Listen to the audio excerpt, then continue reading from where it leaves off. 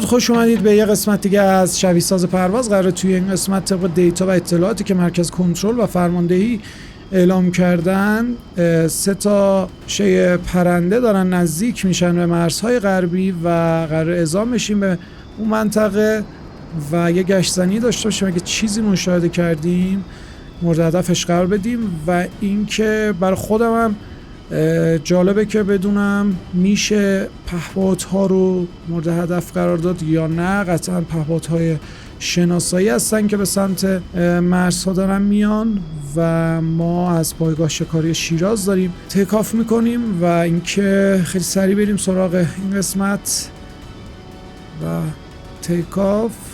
اینو باید بهتون بگم قطعا تو رادار نخواهیم داشت و خیلی سخت میشه که پهپادها رو توی رادار داشته باشیم مگه اینکه بخوایم روی چشم خودمون حساب باز کنیم و به صورت ویژوال ببینیمشون رو بزنیم. خیلی سخته میگم با رادارهای جنگنده حداقل بخوایم این کار بکنیم مگه اینکه بخوایم از دیتا لینک استفاده کنیم و رادارهای زمینی یا پرنده‌های دیگه بخوایم استفاده کنیم که این قدرت رو داشته باشن برای شناسایی پهپادها.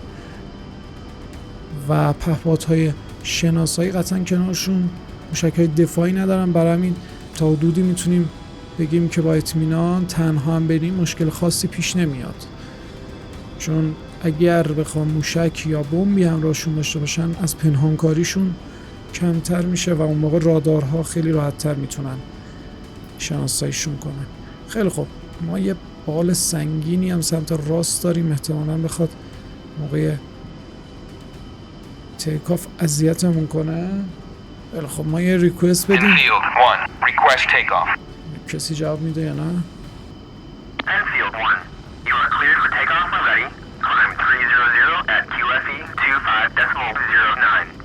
مقدار میخواد اذیتمون کنه.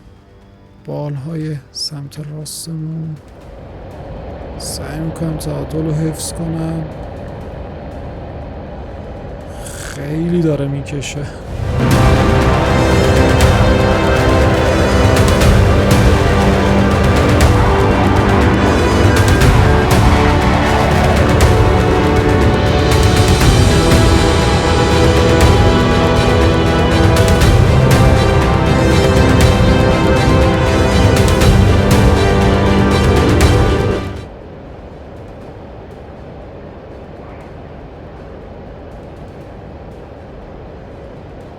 وقتی نزدیک لوکیشن شدیم برمیگردیم. خیلی خب نزدیک موقعیتیم و ارتفاع و سرعت رو به آروم میبرم بالا. تو ارتفاع بالا قطعا میشن و به خاطر اینکه برای شناسایی اومدن توی این منطقه به احتمال خیلی خیلی زیاد همراهشون نه بمب میتونه باشه نه موشک و حالت دفاعی ندارن، چون هم مانور پذیریشون میاد پایین، همین که خب برای شناسایی باید قطعا رادارگریز باشن و موشک و بمب اجازه نمیده که بتونه پنهان کاری کنه. و در عین حال من هم هیچ امیدی به رادار ندارم و به صورت ویژوال قطعا باید ببینمشون و بزنم تا اون جایی که ممکنه و به احتمال خیلی زیاد دوباره بعد از اینکه اولین پهپاد رو زدیم که امیدوارم ببینیم و بتونیم بزنیم، مرکز کنترل و فرماندهی دوتای دیگه که اعلام شده بود اونا رو تو ارتفاع پایین‌تر هدایت میکنه برای ترک منطقه و باید ما خیلی سریع و فوری بخوایم ببینیمشون و بزنیم و بدون رادار هم که کارمون خیلی سخته و صورت چشمی باید ببینیمشون. من سعی میکنم حالا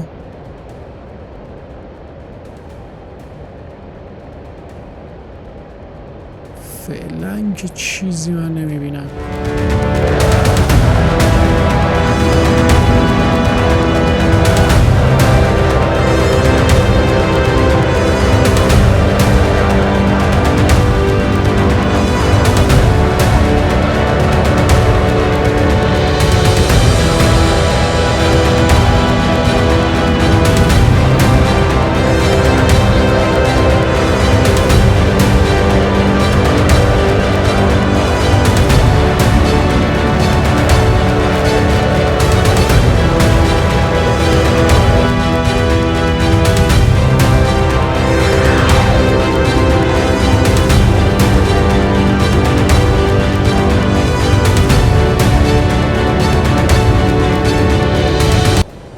طبق اون لوکیشنی که اعلام شد و دیتایی که داده شد الان باید ما روبروی،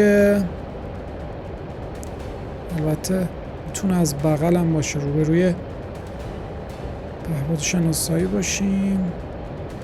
یه چیزی دیدم اینجا اگه اشتباه نکنم بتونم، بله خودش، یکی از پهپادها رو دیدم، 2 موشک میزنم سمتش، امیدوارم که بخوره و بعد سریع تغییر مسیر بدیم و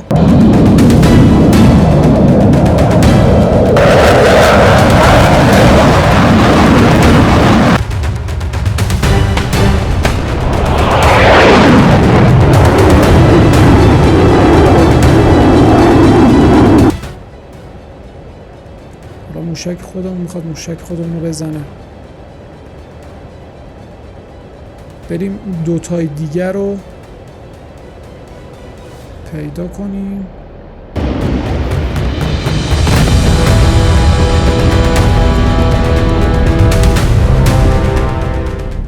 بله MQ9 پهپاد شناسایی و میتونه بمب هم حمل کنه و ایر تو گراند ظاهرا دارن، ولی بمب های هوا به زمین ظاهرا دارن، یا بمب بهتره بگم. این نوع پهپاد ها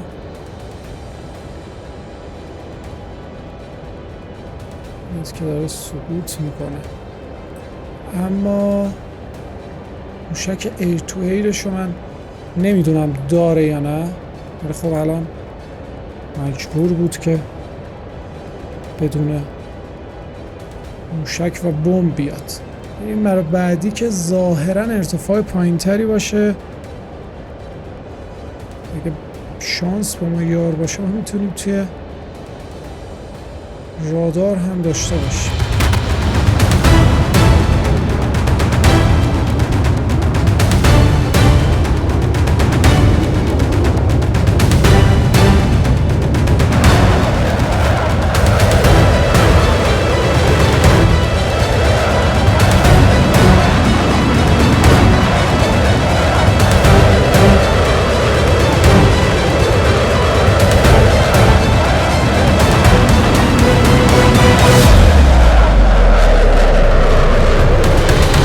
احتمالا این موقعیتی که دادن دقیقا سمت جنوب این پهپاد بود که زدیم. من ادامه میدم مسیر رو. MQ9 تازه رسید به زمین، یه چیزی دیده رادار، احتمالا که پهپاد باشه. اگه توی بله میتونیم لاک کنیم و خیلی راحت بزنیمش.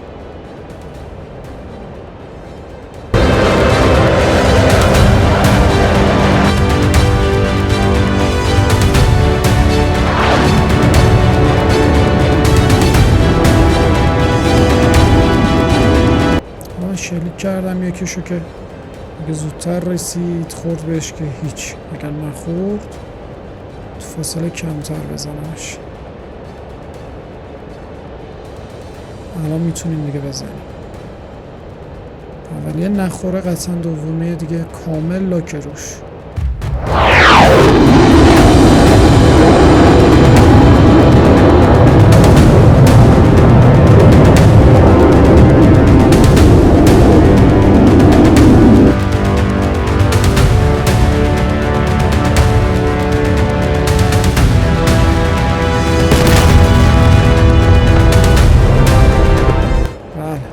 اولیه خورده.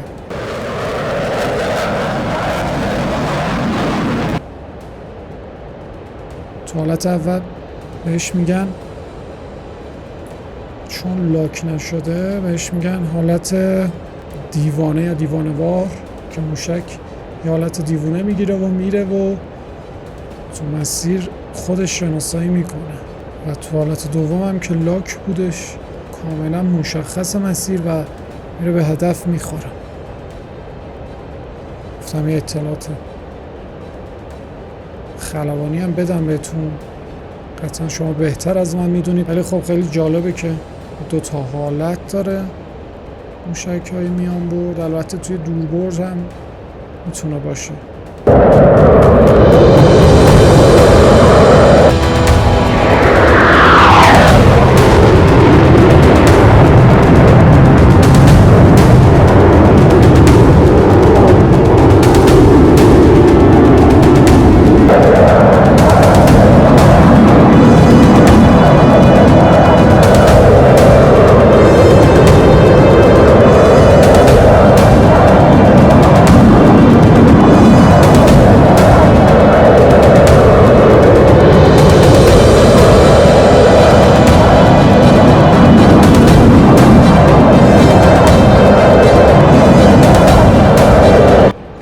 موشک‌های کوتاه برد خیلی سخت میشه زد پهپادها رو، چون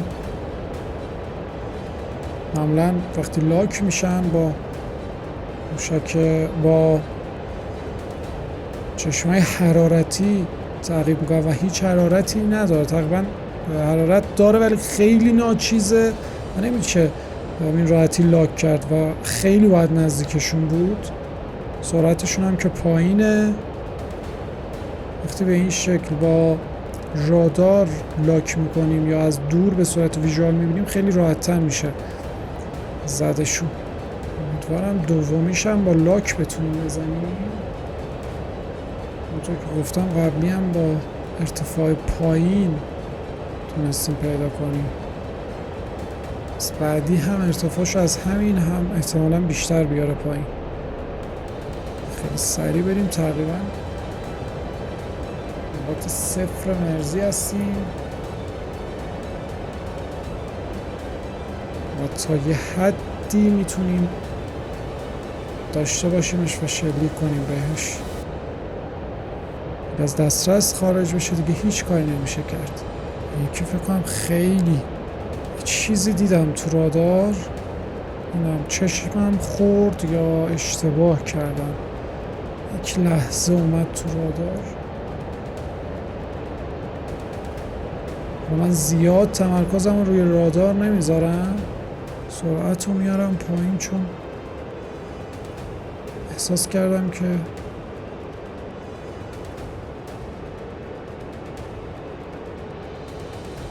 دیتایی گرفتم، مگه اینکه رفته باشه پشت این پستی و بلندی و کوه و اینا که خیلی سخت بشه حتی با حالت فیزیکی یا ویژوال بخوایم ببینیمش. ندارم چی فعلا.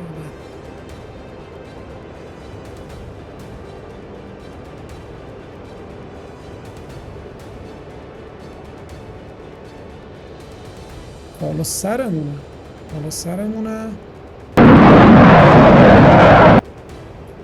یه ارتفاع شد. میخوام اگه همینطوری ارتفاع بگیرم احتمال اینکه تعادل از دست بدم هست. ارتفاع میگیرم. اینا اگه موشک ارتوئر داشتن قطعا الان زده بودن و توی تصاویرشون هم ما افتادیم. انتظار داشتم که این هم پایین باشه ولی خب نه، این بالا بود.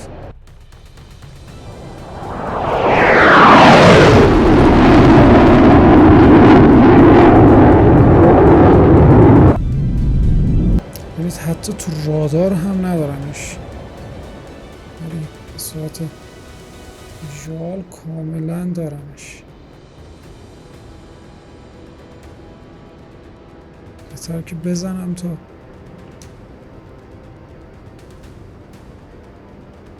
طبق معمول دوتا دیگه واسه این کلا هرچی موشک دارم میخوام براش بزنم.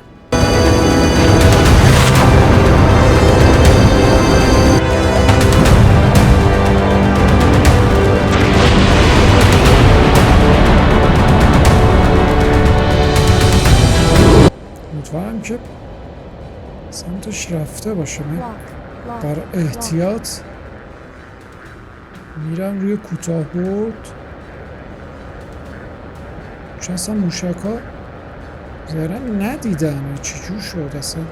خوبه دیگه ترکیبی از تمام موشک ها شد. دوتا موشک های آخر کلا خطا رفتن ظاهرا. نمیدونم چجور شد که نتونستیم بزنیم با موشک ها. خیلی راحت میتونستیم بزنیم. خیلی خب مشکل نداره. موشک کوتاه برد هم میشه کار رو در آورد ولی به سختی.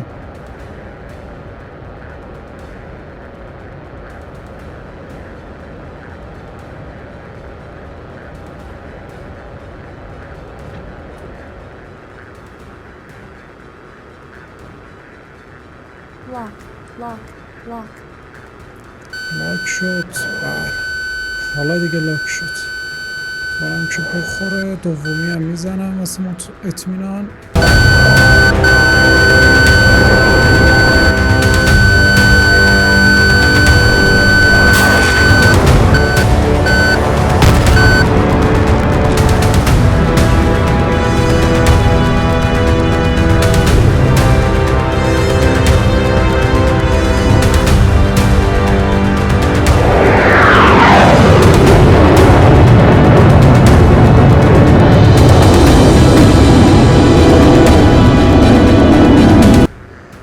Q9 این رو هم زدیم.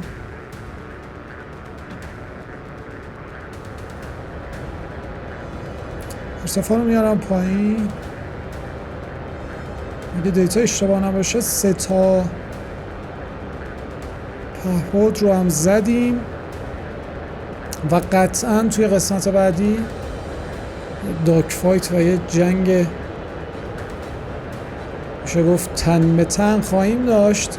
یه قسمت کوتاه و ساده رو خواستم فقط جهت تست که ببینم میشه پهپادها رو با G10 زد یا نه، که از خودم هم سوال بود و جالب بود که خیلی سخت میشه زد و خیلی سخت. این Q9 تازه افتاد که مسیجش اومد و امیدوارم که لذت برده باشید از این قسمت. ویدیوی بعدی رو اصلا از دست ندید که یه فایت خیلی عجیب غریبی احتمالاً داشته باشیم،